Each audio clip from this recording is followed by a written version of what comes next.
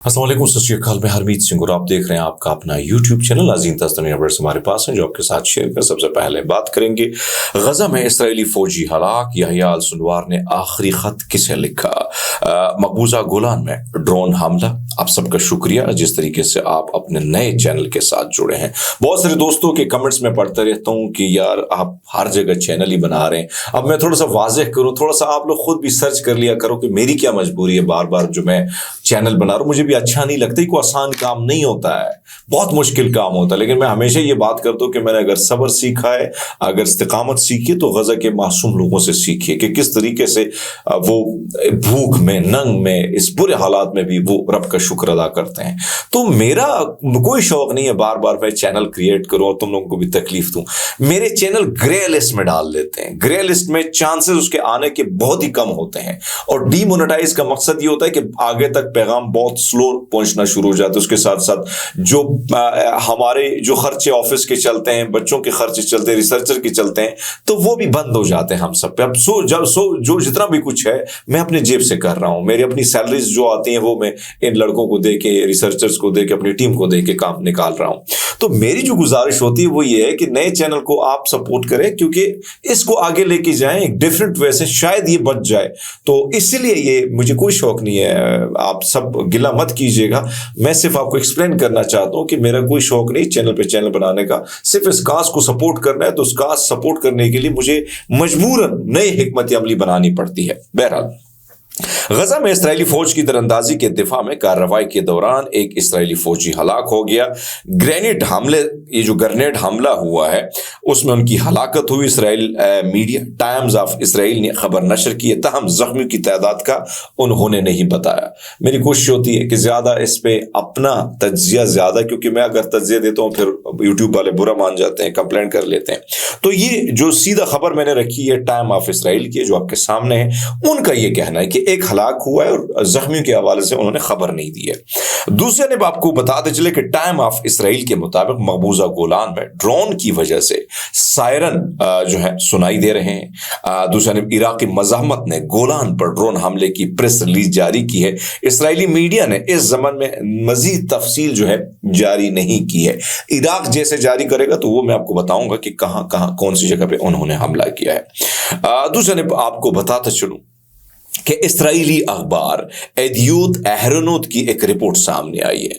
उस रिपोर्ट के मुताबिक इसराइली फोर्सेस 5 मरतबा ऐसे मुकाम के करीब तरीन थी, यानी गजा में जब वो फाइट हो रही थी, लड़ाई झड़पें हो रही थी, वो एक ऐसे मुकाम के करीब थी जहां पर हमास के सरबरा यहया अल सिनवार मौजूद थे।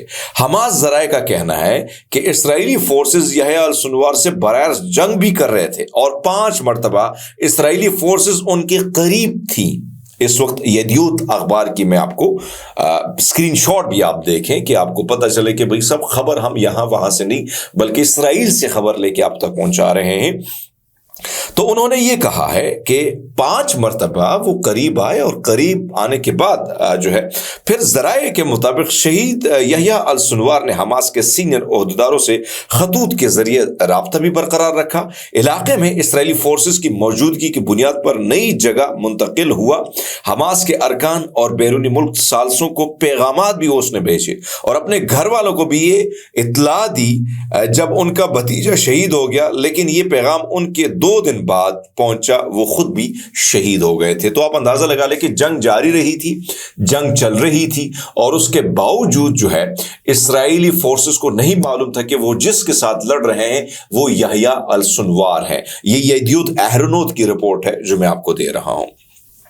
आपको बताते चले कि यदीयूत एहरोनोत की वेबसाइट ने एक और खबर दी। उसने कहा है कि इस वक्त गजा में 2 इसराइली फौजी हलाक हो गए। स्टाफ सर्जेंट प्री जोट और स्टाफ सर्जेंट जहरियाना गजा में दरअंदाजी के दौर के मज़ाहमती हमलों में हलाक हो गए हैं। तो ये 2 मजीद इसराइली गजा के अंदर उनकी डेथ हुई है। यदीयूत एहरोनोत इसको जो है वो कह रहा है कि ऐसा हुआ है। अल जजीरा के रिपोर्ट के मुताबिक गजा में जारी इसराइली जारियत में 48 گھنٹوں میں 50 فلسطینی شہید ہو گئے ہیں۔ جبالیہ کیمپ میں جاری اسرائیلی جارحیت میں 50 بچے شہید ہوئے، اب تک ہزاروں معصوم بچے بھی شہید ہو چکے ہیں۔ تو ایک طرف تو یہ سچویشن ہے جو ہم آپ کے سامنے رکھ رہے ہیں، یعنی آپ اندازہ لگا لیں کہ معصوم بچے جو ہیں ان پر جس طریقے سے سب کچھ ہو رہا ہے وہ بھی آپ کے سامنے ہے۔ لیکن ساتھ ساتھ آپ کو یہ بھی بتاتے چلیں کہ اس وقت جو چل رہا ہے، یعنی سب کچھ ہو رہا ہے، ایک طرف تو آپ دیکھیے دنیا بھر میں جو چیزیں چل رہی ہیں، خاص کر یوکرائن میں جو چیزیں ہو رہی ہیں وہ بھی آپ کے سامنے ہیں۔ لیکن ایک اور خبر میرے سامنے آئی ہے اور وہ خبر اس یروشلم کی جانب سے آئی ہے، اور اس میں لکھا گیا ہے کہ جو ہے انہوں نے ایک رپورٹ دی ہے۔ اس رپورٹ میں یہ کہا گیا ہے کہ امریکہ فضائیہ کے B-52 جو ہے وہ ایک طویل فاصلہ تک مار کرنے والے بھاری بمبار طیارہ جو مختلف مشن انجام دینے کی صلاحیت رکھتے ہیں وہ اسرائیل پہنچا دی گئے ہیں۔ اسٹریو فورٹریس اسٹریٹجک بمبار یعنی B-52 امریکہ کی جانب سے تعینات کیے جانے کے بعد مشرق وسطی کے علاقے میں پہنچ گئے ہیں۔ یہ بات یونائٹڈ اسٹیٹس سینٹرل کمانڈ نے ہفتے کی رات دیر گئی پوسٹ میں کی۔ ٹویٹر پر انہوں نے لکھا، پوسٹ کے مطابق B-52 بمبار سینٹ کوم کے ذمہ داری ہے کہ علاقے میں وہ یعنی ان علاقوں میں ان کو پہنچا دیا گیا جہاں پہ وہ پھر خطروں سے نمٹ سکے، اور انہیں منوٹ ایئر فورس بیس کی 5ویں جو بم ونگ سے بھیجا گیا۔ امریکی فضائیہ کے مطابق B-52 اسٹریٹ فورٹریس جو ہے ایک طویل فاصلے تک مار کرنے والا بھاری بمباری طیارہ ہے جو مختلف مشن انجام دینے کی صلاحیت رکھتا ہے۔ مزید بارہ یہ کہ امریکہ فضائیہ جو ہے انہوں نے کہا ہے کہ B-52 زیادہ سیپسونک رفتار پرواز کرنے کی بھی صلاحیت رکھتا ہے اور دنیا بھر میں درست نیویگیشن کی صلاحیت کے ساتھ جوہری یا درست رہنمائی والے روایتی ہتھیار بھی لے جا سکتا ہے۔ امریکی فضائیہ نے مزید کہا کہ روایتی تنازع میں B-52 تصویراتی حملہ، قریبی فضائی مدد، فضائی رکاوٹ، جارحانہ جوابی حملہ، سمندری کارروائی انجام دے سکتا ہے۔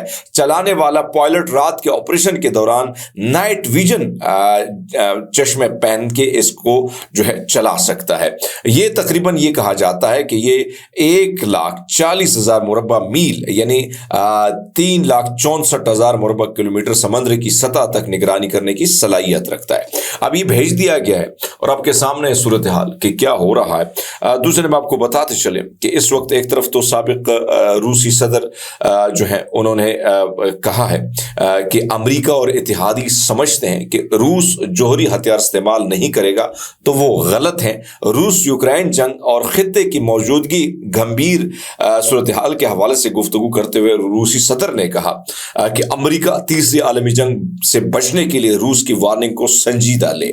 سابق روسی صدر deputy chairman security council Dmitry Medvedev نے بھی کہا کہ ہم امریکہ کو خبردار کرتے ہیں کہ روس کے مفاد میں جو بھی ہوا تو ہم اس کے لیے جوہری ہتھیار کا استعمال کریں گے۔ دوسرے نے آپ کو بتاتے چلے کہ یوکرائن کے صدر زیلنسکی نے بھی کہا ہے کہ اس وقت ان کو سب سے بڑی تشویش یہ ہے کہ کوریا کے جو فوجی ہیں وہ بھی اس وقت مختلف محاذوں پر لڑائی لڑ رہے ہیں، باقاعدہ ان کی ٹریننگ اور وہ لوگ ان کی ٹریننگ بھی کرا رہے ہیں۔ ہمارے پاس تمام تر ایویڈنس ہے، ہمیں مزید سپورٹ کی ضرورت ہے۔ تو ایک طرف آپ پورا نیٹو دیکھیں، دوسرے نے زیلنسکی دیکھیں، ایک رشیا دیکھیں، تو یہ ساری سچویشن آپ کے سامنے آ جاتی ہے اور سر صورتحال میں آپ کو پتا ہے کہ کیا ہو رہا ہے۔ دوسرے نے آپ کو بتاتے چلے کہ اس وقت امریکہ میں 2 دن رہ گئے ہیں الیکشن ہونے میں، اور الیکشن کی جو مختلف سروے ہمارے پاس آئے اس سروے کے مطابق اس وقت 48.4% ڈونلڈ ٹرمپ آگے ہیں اور 48.1% جو ہے کیملا ہیرس جو ہے وہ آگے ہیں،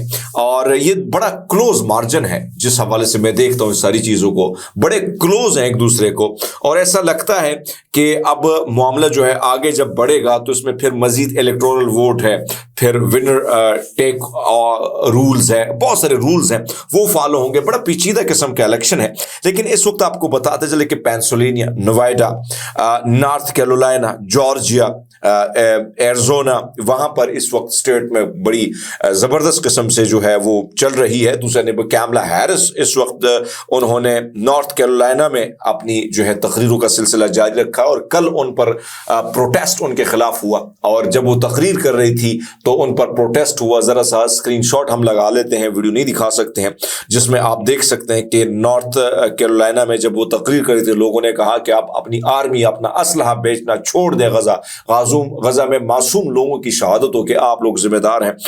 لیکن کہا جاتا ہے کہ جارجیا اور کیرولائنا پہ زیادہ فوکس اس وقت ان کا ہے. اسی طرح ٹرمپ نے بھی نارتھ کیرولائنا میں اپنی پوزیشن سنبھالی. اب دیکھنا یہ کہ اس الیکشن میں آگے کیا ہوتا ہے. اب تک کے لیے اتنے, اپنا بہت سارا خیال رکھیں, بہت شکریہ.